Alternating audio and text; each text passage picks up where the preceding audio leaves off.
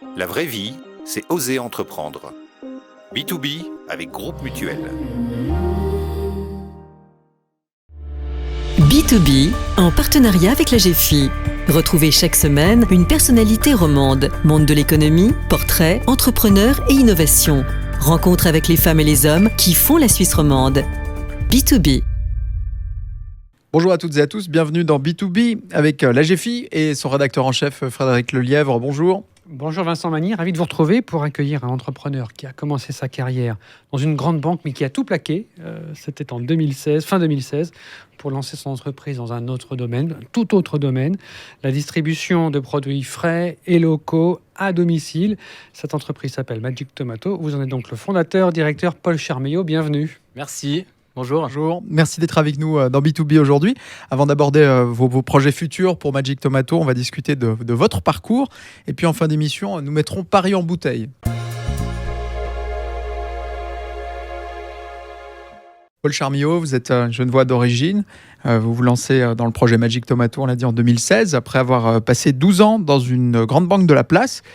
Tout d'abord, quel souvenir vous gardez de cette expérience et de ce milieu ? Alors c'était très enrichissant. Moi, ça m'a permis de beaucoup apprendre.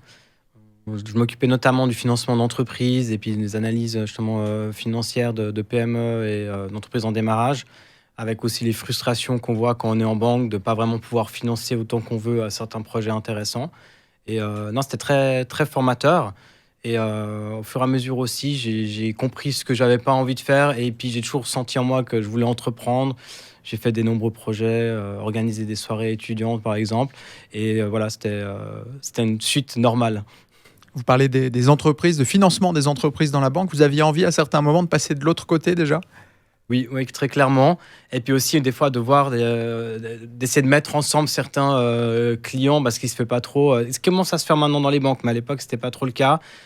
Qui ont forcément, logiquement, auraient dû se réunir et puis peut-être collaborer ensemble et auraient été plus forts. Donc oui, il y avait cette envie un peu aussi de connecter les entrepreneurs entre eux. Donc il y avait cette envie d'entreprendre. Qu'est-ce qui l'a vraiment déclenché ? Alors, du moment justement que en 2016, j'ai eu l'opportunité de repenser, tiens, qu'est-ce que je vais faire exactement ? Et là, j'avais envie, ça me tenait à cœur de lancer ce projet qui est devenu Magic Tomato, mais qui au début était plutôt de répondre à une attente même personnelle en tant que consommateur. C'était pourquoi je fais finalement les visites des artisans et des bons producteurs uniquement quand je suis en week-end en Valais ou en vacances en été et que j'arrive pas à faire ça dans ma vraie vie active. Et je me suis dit, je vais répondre à ce besoin même personnel pour éviter de me retrouver dans des stations-service à faire mes courses ou dans la grande distribution. Et c'est comme ça qu'est née l'envie de créer Magic Tomato. Vous dites que vous aviez ça dans le sang depuis très longtemps, les soirées étudiantes que vous organisiez, mais dans votre famille, vous venez d'un milieu d'entrepreneurs, tout le monde faisait ça ou vous êtes au contraire un peu différent ? Non, alors quand même entrepreneur dans la famille. Mon père a sa propre société, plutôt dans le conseil finance et fiscal. Et il a toujours poussé un peu mes idées aussi, même plus jeune, avant la banque, des idées un peu marketing et autres. Donc plutôt pousser de dire, allez, vas-y, entreprends, ça marche pas, mais essaye des choses. Et mon grand-père aussi, côté maternel aussi, avait... Donc c'était naturel finalement pour vous d'oser l'aventure entrepreneuriale. Oui, tout de même, oui. Quelle relation vous avez avec les chiffres ? Vous qui avez travaillé dans la banque, qui est maintenant dans l'entrepreneuriat, les chiffres sont très importants. Quel rapport au quotidien vous avez avec eux ? Des fois on est content et des fois pas. L'idée c'est de vivre avec et puis en fait de bien bien les interpréter et pas surréagir sur ce qu'on voit. Je trouve que c'est très important d'être passionné par ce qu'on fait en tant qu'entrepreneur, mais d'avoir aussi la vue critique par rapport aux chiffres, qui est un peu le bilan en fait à chaque fois de ce qu'on fait. D'ailleurs, ça s'appelle souvent le bilan, hein. Mais c'est pas pour rien. Ça permet d'avoir une photo un peu de la situation de l'entreprise à un moment donné. Et en tant qu'entrepreneur, il me semble on devrait souvent refaire ces chiffres et c'est ce qu'on fait en permanence, des ajustements. En plus, avec des montagnes russes comme on a eu avec le Covid et autres, oui, on budgète un peu pour se donner des prévisions, mais en fait, vous pouvez tout changer du jour au lendemain. Donc, c'était juste... ça permet d'aiguiller puis de prévoir, mais c'est pas non plus la boule de cristal. Votre rapport aux chiffres a changé en passant de la banque à l'entreprise sur le terrain ? elle a changé dans le sens où je me rends compte à quel point produire des chiffres, on va dire, justes et adaptés au bon moment, c'est vraiment un travail qui demande du temps. Et souvent, quand on était dans le côté bancaire, là je parle d'avant, on pensait que l'entrepreneur a que ça à faire, mais non, quoi. Enfin, c'est juste une tâche supplémentaire qui s'ajoute à de nombreuses autres. Et puis, je pense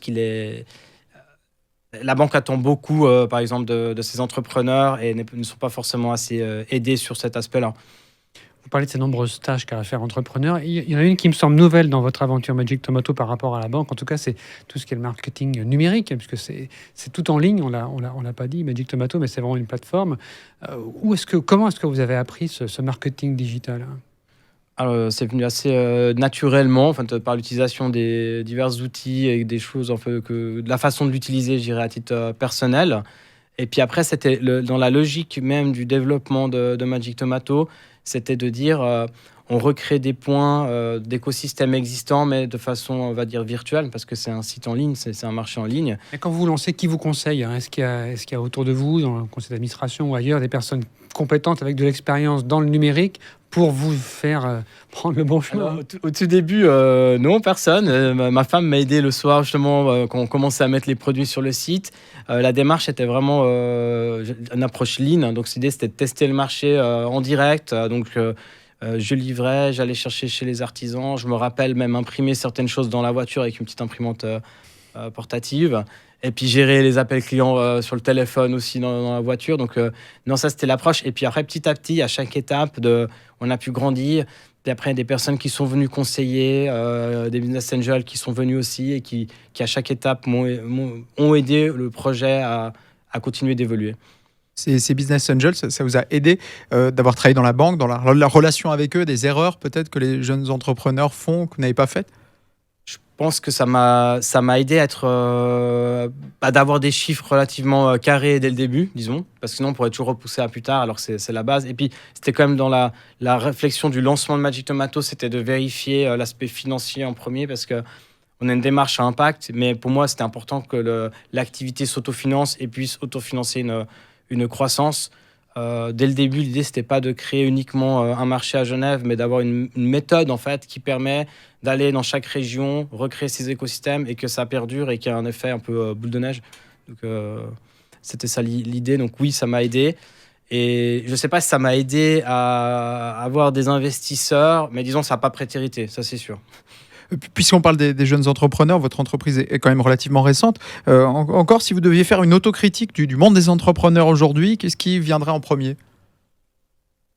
C'est un peu... Disons que c'est plus l'encadrement autour qui est un peu pas forcément, qui aide pas beaucoup. Je critiquerai pas les entrepreneurs parce que quand on lance un projet, généralement on est de bonne foi, on est passionné et puis on se lance. Donc déjà la démarche, le fait de se lancer, c'est déjà beaucoup d'étapes. Donc je pourrais pas critiquer, je pense, les entrepreneurs parce que déjà si on voit le nombre de personnes qui ont des idées et le nombre qui les concrétisent réellement, on est déjà sur un très faible pourcentage. Et déjà, c'est déjà la démarche la plus importante. Donc plutôt l'entourage. On aura l'occasion de revenir un petit peu à votre business model tout à l'heure. Travailler localement, ça, ce sont vos valeurs avec une vraie éthique. Ce sont vraiment les principes que vous mettez en avant. Ces valeurs, est-ce que vous avez l'impression qu'elles sont suffisamment incarnées chez les grands détaillants en Suisse? Alors malheureusement non, puis c'est pour ça aussi que j'ai lancé Magic Tomato. Après on voit certains détaillants qui ont des démarches, je pense à des détaillants plus locaux qui essaient de mettre en avant une certaine durabilité ou de privilégier les producteurs locaux. Mais si on regarde dans les grandes entités suisses, le pourcentage des ventes que correspond vraiment le local est très faible. Donc malheureusement... Disons que si on regardait le pourcentage de la publicité qui est faite sur le local par les grands, elle est bien plus grande que le pourcentage des ventes. Ce qui est aussi un peu dérangeant de ce message qui est un peu dissonant par rapport à la réalité des chiffres. C'est ça qui vous a donné envie vraiment de démarrer? Oui.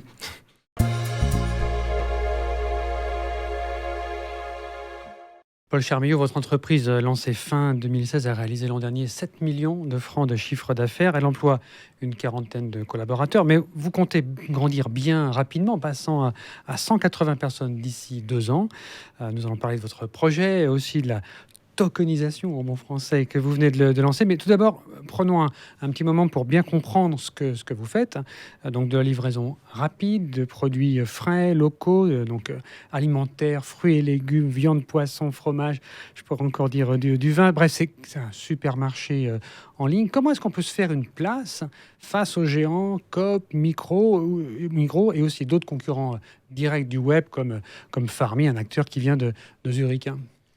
Alors déjà en faisant quelque chose d'unique, c'est-à-dire en étant ultra local, dans un sourcing, dans un rayon de 25 km, aussi unique de par la fraîcheur des produits qui sont travaillés à la commande. Donc ça veut dire que quand vous commandez un fromage, par exemple, à Genève, il est coupé par Bruant Waldrive, et c'est sur la meule au moment T, et pas des fromages préemballés. Et par exemple, pour imaginer un peu ce qu'on fait, quand vous êtes à Lausanne, c'est le fromager Macheret à Lausanne qui prépare le même fromage, ainsi de suite.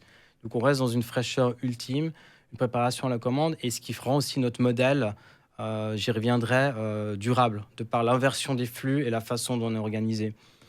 Et puis je pense que c'est le client, finalement, le consommateur est roi, et moi, l'important c'est qu'il soit satisfait, qu'il retrouve les goûts, qu'il trouve les prix justes, qu'il soit livré en temps et en heure et content. Et après, la place, elle se fait toute seule, j'ai envie de dire, avec des clients contents.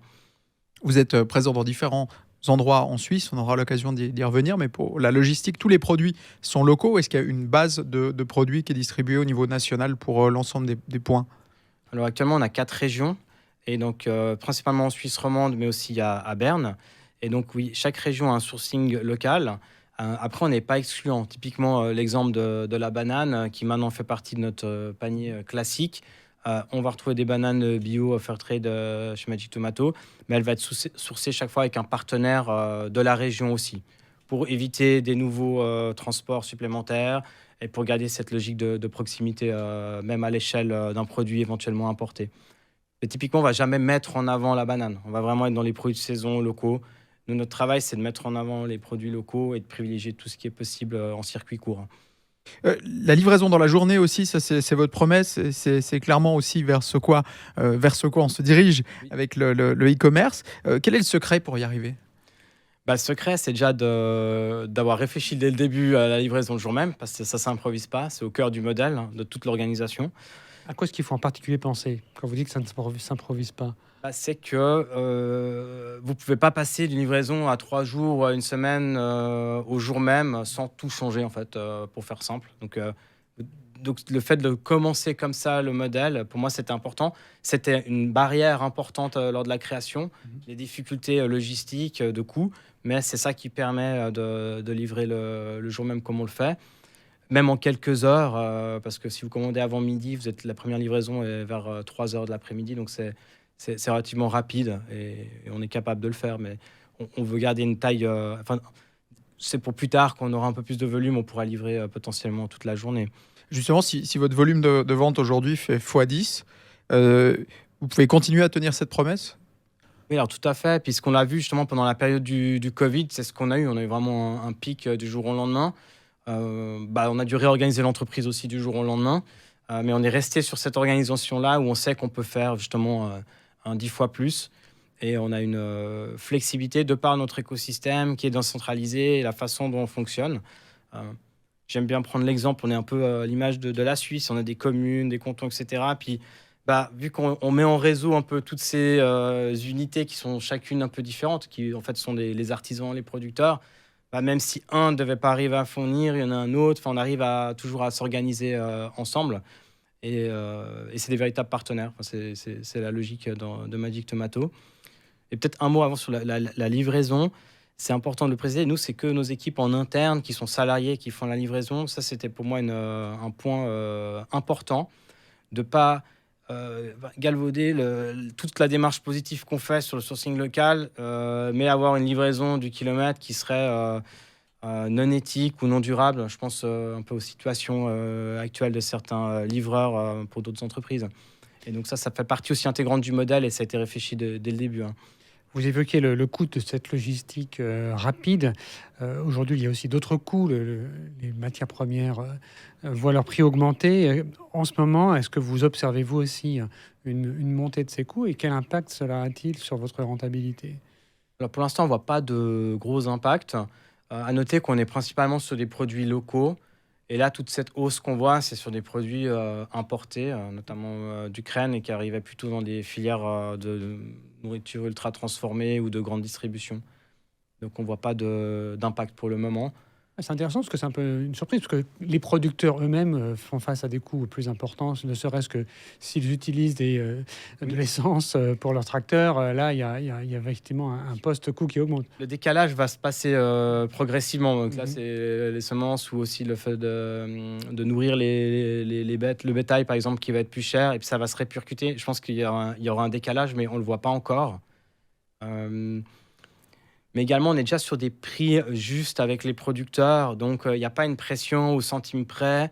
Donc, eux aussi, ils ont un peu plus de marge de manœuvre. Donc, ça va se faire absorber en douceur. Et puis, nous aussi, on adaptera le cas échéant. Mais pour l'instant, il n'y a pas de changement.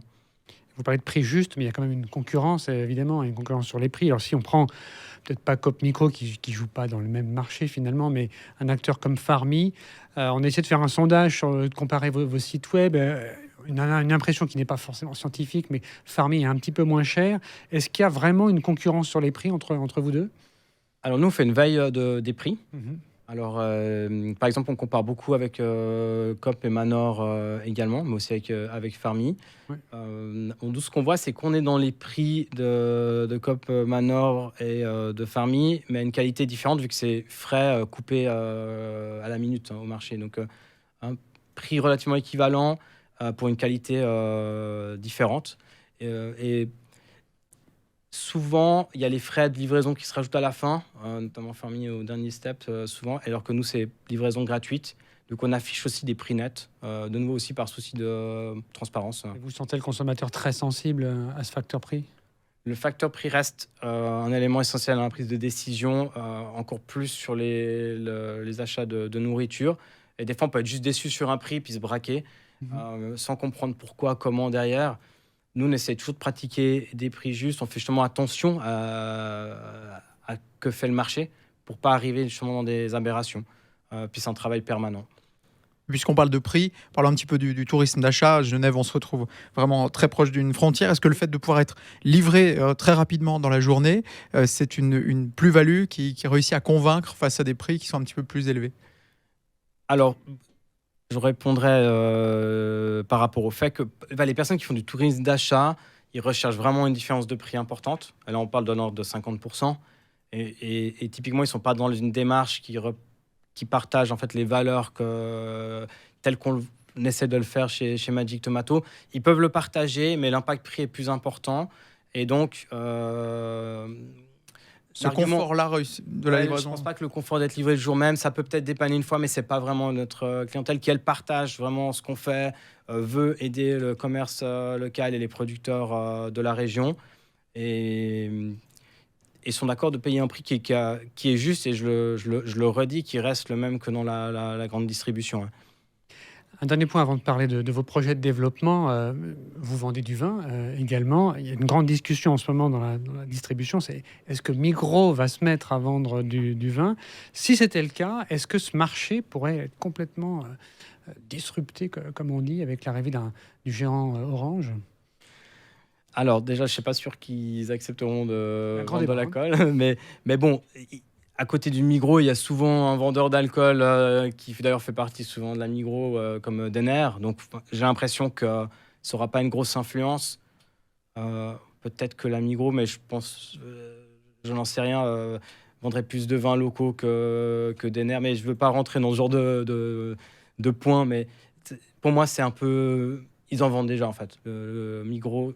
pas directement, vend déjà de l'alcool. Donc pour ce qui est de l'impact sur le marché, il n'y a pas de grand changement à attendre. C'est ce que vous dites. Vos projets, parlons-en. Vous avez évoqué dans la presse un développement en Suisse alémanique. Est-ce que c'est un autre développement en Suisse alémanique? Est-ce que c'est Zurich? Ce serait quand? Alors, ça serait en tout cas proche de Zurich. Non, l'idée, c'est de commencer. Dans le canton ou Non, ça proche de serait la ville? potentiellement Bâle et alentours. Mhm. Et puis voir Zurich, ça dépend un peu le succès de notre levée de fonds actuelle. Donc, l'idée, c'est de pouvoir vraiment arriver avec plusieurs régions comme on a en Suisse romande pour avoir quand même une force, on va dire, minimum de présence sur le marché et puis être visible. Honnêtement, c'est comme ouvrir un nouveau pays. Et on le voit très bien avec notre région de Berne actuellement, comment c'est compliqué alors qu'on est dans le même pays, et on le sait, mais c'est l'erreur classique du roman. Et puis pareil, hein, quand les Zurichois viennent à Genève, on sait très bien qu'ils comprennent rien. Puis même dans les grandes banques, typiquement, on rigole toujours de ça. Et ça fait partie du jeu. Mais par contre, nous, dans la démarche dans laquelle on est, je suis certain que culturellement, on a les mêmes valeurs intrinsèques derrière et de l'envie de pérenniser nos régions. Donc, pour moi, il y a une attente et c'est pour ça qu'on veut aller côté Suisse allemande. Quel est le calendrier de ce développement en Suisse allemande? Alors, c'est prévu une partie déjà en automne de cette année. Et l'idée aussi est de compléter encore une région un peu manquante en Suisse romande pour l'instant, qui est le Chablais-Valais. Ça, c'est pour quand? Ça serait pour l'été. Avant, donc. Il y a une question aussi qui est liée plus générale à votre modèle. Il y a une ambition clairement, vous l'avez dit, d'éthique, d'être local, de limiter l'empreinte sur l'environnement, l'empreinte carbone. Mais si on veut vraiment avoir un impact, il faut passer d'un stade artisanal à un stade vraiment industriel. Mais est-ce que c'est conciliable? Est-ce qu'on peut avoir vraiment une grande taille, avoir un grand impact, mais en gardant tous les bienfaits que vous recherchez à atteindre? Alors oui, mais justement en ayant cette déstructuration telle que l'on retrouve chez Magic Tomato, chaque région est autonome, chaque région a un nouvel écosystème d'artisans différents. Donc quand on ouvre une nouvelle région, c'est pas qu'on vient amener les artisans de notre région, non, on recrée une nouvelle sélection d'artisans. Donc il n'y a pas d'économie d'échelle à se créer au niveau du groupe? Il y a une économie d'échelle sur le contenu que vous voyez sur les sites, sur la gestion de la plateforme informatique qui fait le rôle de chef d'orchestre. Mais par contre, il y a vraiment un côté où l'impact est supplémentaire. Et par exemple, à chaque fois qu'on ouvre une nouvelle région, nous, de par la façon dont le business model est construit, on sait qu'on a un impact positif et il grandit avec le volume en fait, d'affaires, qui est en fait nos courses qui restent au niveau local au lieu de partir dans des multinationales ou dans de la nourriture industrielle. Ce business model, vous l'avez observé, il existe dans d'autres pays, il fonctionne déjà ailleurs? Je l'ai vu dans d'autres pays de manière différente. Il y a à chaque fois des petites variantes qui font que c'est pas exactement comme nous. Et là, en l'occurrence, avec l'étape suivante dont on parlera après, le fait de mettre la communauté au cœur de l'actionnariat de Magic Tomato, c'est quelque chose d'encore plus unique. Peut-être un mot sur l'impact pour revenir sur les chiffres. L'année passée, on a reversé plus de 4,5 millions à des artisans et producteurs indépendants. Ça permet de pérenniser des filières indépendantes qu'ils ont aussi, donc sur toute la filière la value chain en amont. Et ça, c'est chaque année, donc c'est vraiment quelque chose de récurrent. Et si on compare par exemple à un supermarché classique, on économise 46 tonnes de gaspillage alimentaire de par notre système à la demande et inversion des flux, et 460 000 emballages plastiques non utilisés parce que c'est du vrac. Ces économies, vous les avez faites, vous les avez évaluées comment? Elles sont certifiées comment Alors, c'est pas de l'éco-blanchiment? Non, alors on est certifié par rapport à... On a un label Bicorp qui nous donne des ça mesure pas l'éco-blanchiment, ça, Bicorp. On est d'accord, mais ça démontre la démarche d'ensemble qui a été certifiée. Nous, ce qu'on a comparé, c'est à volume égal par rapport aux statistiques qu'on a trouvées de la Confédération sur les supermarchés. Donc c'est ça qu'on a comparé. C'est comme ça qu'on a sorti cette comparaison à la grande distribution. Ouais. Pour terminer, l'heure passe vite. Pour terminer, on l'a évoqué plusieurs fois, la tokenisation, donc cette partie sur le modèle d'affaires. La tokenisation, très grossièrement, c'est donc une émission de sorte c'est pas vraiment des actions, mais c'est des parts, et on peut financer le développement de Magic Tomato grâce à l'achat de ces jetons.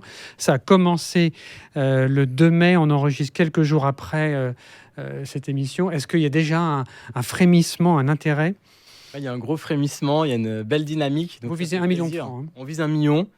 Et voilà, je touche du banc. On est bien parti pour. Et on pourra vous tenir au courant, bien sûr, de l'évolution. Et c'est cette démarche, elle fait partie, en fait, c'était le point manquant de Magic Tomato, c'était comment les consommateurs de Magic Tomato, les artisans partenaires et les Tout le monde employés peut acheter ces Ouais. jetons, c'est ça. puissent devenir vraiment partie de Magic Tomato. Et autant ils vivent la démarche en tant que partenaire ou utilisateur, mais aussi qu'ils puissent s'investir dans le changement et pousser à aller plus loin dans notre impact. Et aussi d'ouvrir au grand public, de permettre d'investir dès 150 francs dans une démarche à impact positif en Suisse existante. On retrouve un peu le modèle de la coopérative, finalement, comme les grands du secteur. Oui, ouais, en fait, c'est des beaux exemples, mais malheureusement, ils ont dévié en chemin et ils sont un petit peu perdus.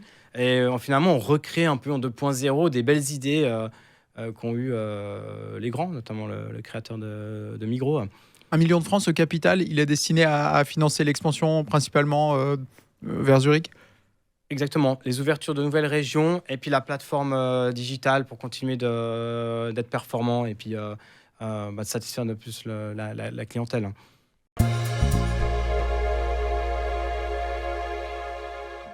Paul Charmiot, pour terminer cette émission, nous allons mettre Paris dans une bouteille avec cette rubrique baptisée « Et si ?» Frédéric, je vous laisse l'inaugurer. Merci Vincent. Alors, et si vous recommenciez Magic Tomato aujourd'hui, Paul Charmiot, une chose que vous feriez différemment? Ça serait de commencer avec plus de fonds. Et si vous pouviez rencontrer aujourd'hui une entrepreneuse, un entrepreneur à succès pendant 1 heure, ça serait qui? Bonne question. Je serais plus sur le fondateur CEO de Netflix. Bon, le nom m'échappe d'ailleurs. À nous aussi. Et pourquoi? Parce que j'ai beaucoup aimé son livre No Rules, Rules, qui rejoint beaucoup ma philosophie de choses que j'ai mis en place partiellement.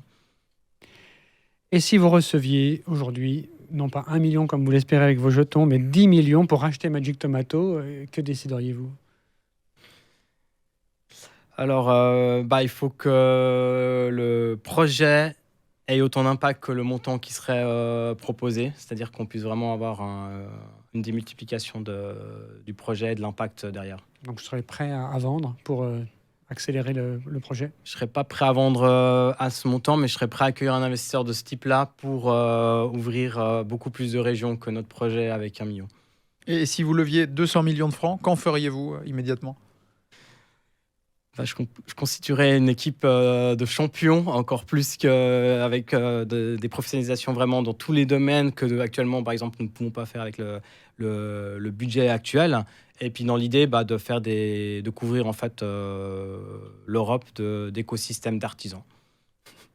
Merci beaucoup, Paul Charmiot, Merci. d'avoir pris le temps aujourd'hui d'être avec nous dans B2B. Merci Frédéric Lelièvre. Merci Vincent Vanny. De la GFI, on se retrouve la semaine prochaine pour repartir à la rencontre de nouveaux entrepreneurs, de nouvelles entrepreneuses en Suisse romande. Portez-vous bien et à bientôt. B2B, en partenariat avec la GFI. Retrouvez chaque semaine une personnalité romande, monde de l'économie, portrait, entrepreneur et innovation. Rencontre avec les femmes et les hommes qui font la Suisse romande. B2B. C'était B2B avec Groupe Mutuel, l'assureur des entreprises et des indépendants.